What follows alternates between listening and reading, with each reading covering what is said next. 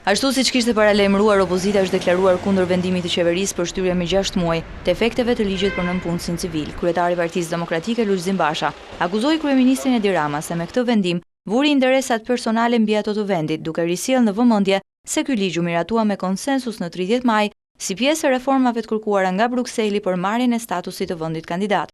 Duke shbërë me një firmë të vetë me një ligj konsensual, Rama e ka trajtuar kuvendin e Shqipërisë si banana kuvend dhe partnerët tanë që aq shumë këmbgulën në vlerat e konsensusit si manekin të denjë vetëm për poza fotografike.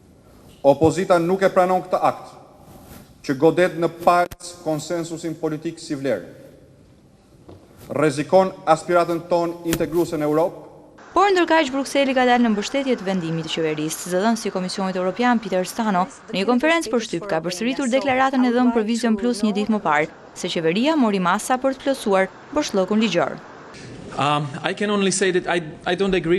Sigurisht, ligji për nënpunësin civil ishte një kusht i rëndësishëm për procesin e integrimit, por qeveria ndërmori masa për të plotësuar boshllëkun që do të shkaktojë nga hyrja në fuqi e ligjit pa modifikimet e nevojshme.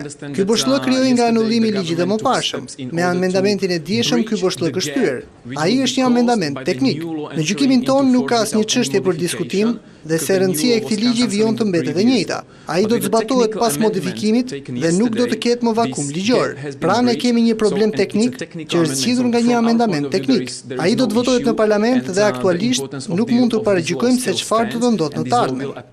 Çështja e ligjit për nënpunësin civil duhet kalojë brenda 45 ditëve në parlament dhe mazhorancës me 83 deputet i duhet që të paktën të sigurojë edhe një vot nga përtej gardit të saj për ta kaluar ndryshimin që kërkon shumicë të cilësuar.